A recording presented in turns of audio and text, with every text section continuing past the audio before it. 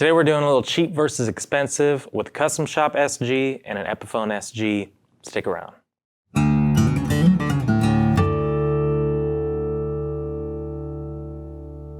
How's it going, guys? My name is Cooper Greenberg at Alamo Music Center in San Antonio, Texas. You can find us online at alamomusic.com. If you haven't already, please subscribe to the channel, comment on the videos, like the videos, and if you're into it, become an insider by checking the link in the description below. So like I said, we're doing SGs today, cheap versus expensive. And this, as you probably know by now, is like my favorite video series to do. It's super fun for me over here.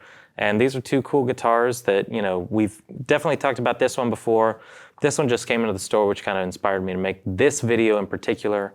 But starting here on my left, we've got the Epiphone SG Muse in scarlet red metallic.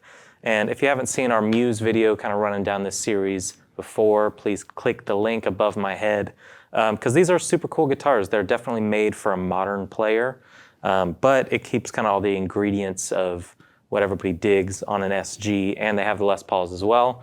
But they are very lightweight, thin guitars under this finish. It still is mahogany, which is nice because you think SG, you think mahogany.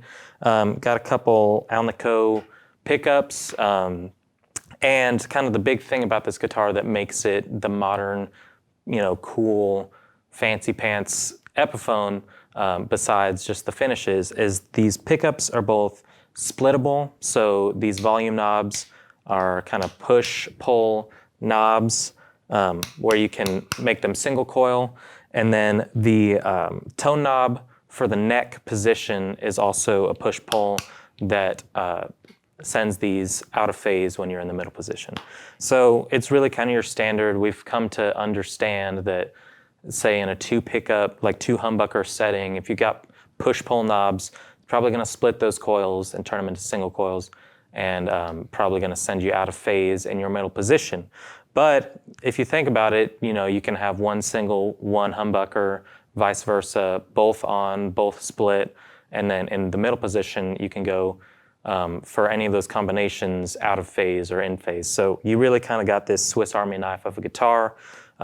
They're very cool, and like I said, this is cheap versus expensive. We say the word cheap because it's clickbait that gets you to, you know, see what's a cheap guitar look like.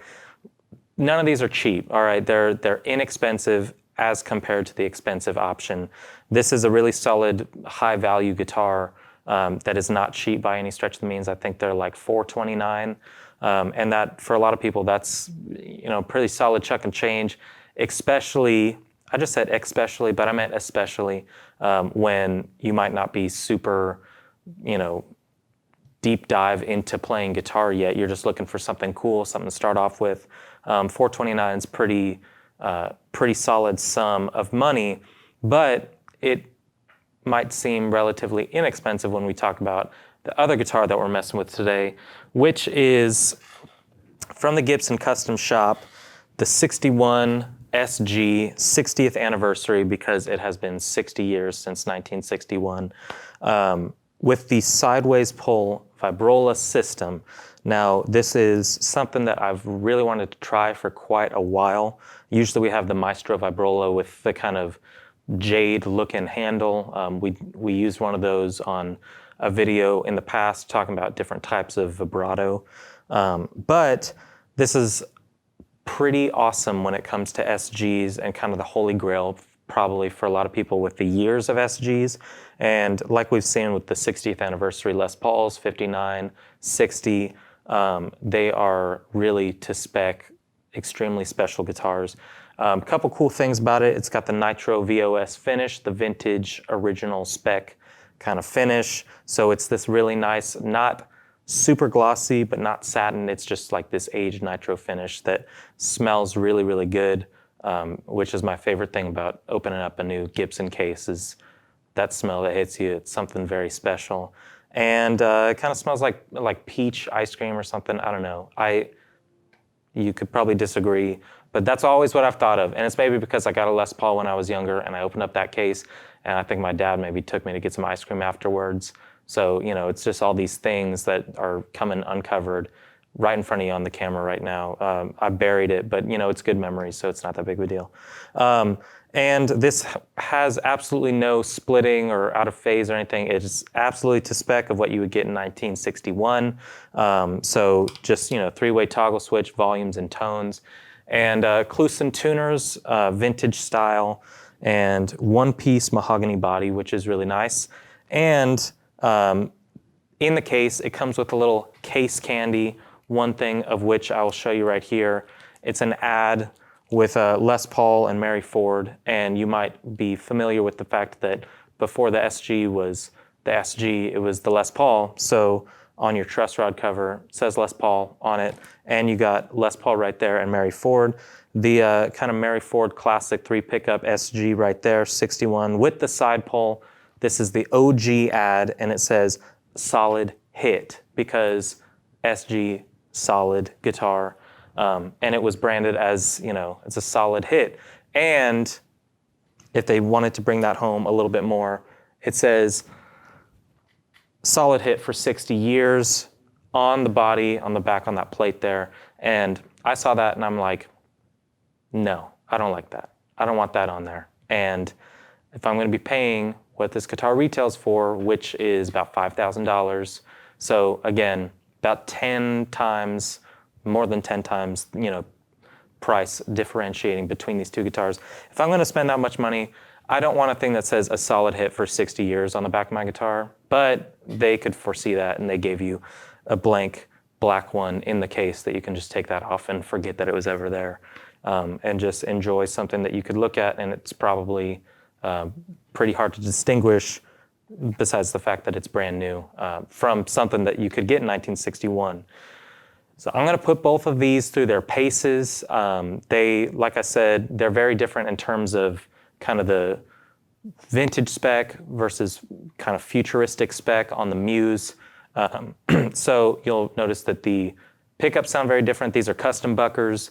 Those are the Epiphone, I believe they're the Alnico Custom Pro humbuckers. I believe that's the right name for those, but they sound super different. I'm playing them through the Vibrochamp Reverb, which is just a nice low watt tube amp. I think it's got great tone for these. So take a listen and then we'll talk about it.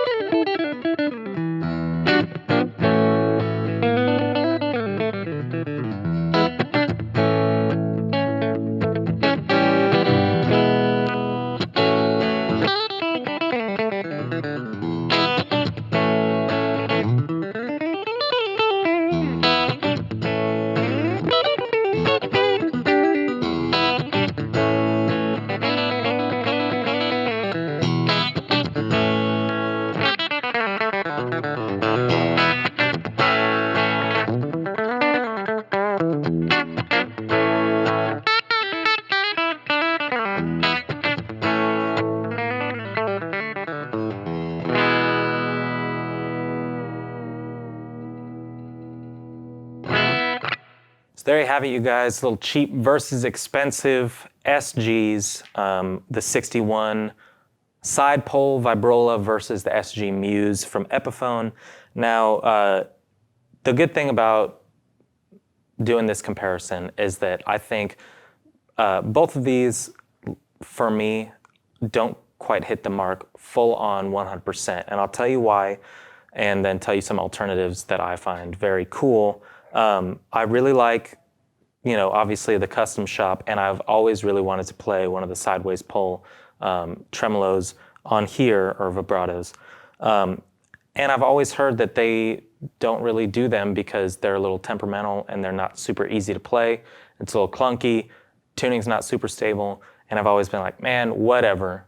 And I didn't believe it, and now playing it, I understand. It's not as easy to do as the regular Maestro with that handle or a Bigsby or anything like that. It's really tough, and it's such a strange angle to pull at, and it feels a little clunky. And I noticed, when I was playing around with it, yes, this is a brand new guitar with relatively new strings, but I tuned it a few times, and every time I used it, it threw it out pretty badly, given why I did it at the very end of the demo and not in the middle. But one could assume that if you let this thing, the strings kind of acclimate to the guitar and stretch out a little bit, it wouldn't be that big of a problem.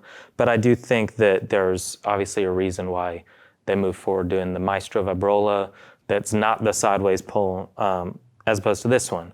However, if you do like the sideways pole, luckily Gibson now in their original collection does a SG standard 61 with the sideways pole. They also do one with like the regular Maestro. And so they have brought on some options that previously, weren't super standard to the line. So if it was me, not to mention that one in the SG standard original collection is significantly less than this one.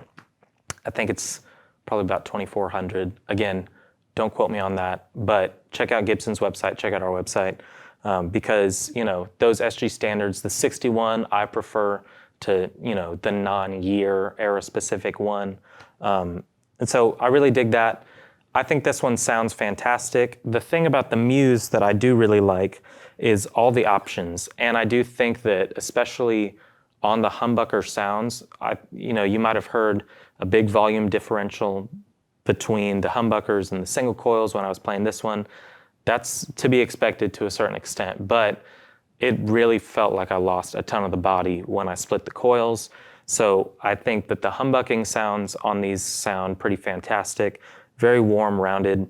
It gave me kind of a jazz sort of vibe when I was playing it. I think that would be a great kind of jazz tone guitar for recording and for performing. And also it feels great and it's pretty lightweight. The thing about the SG that's so cool and popular is the neck joins the body very, very low compared to, say, a Les Paul, Telecaster, Stratocaster. So you can have access to this whole upper register really, really easily.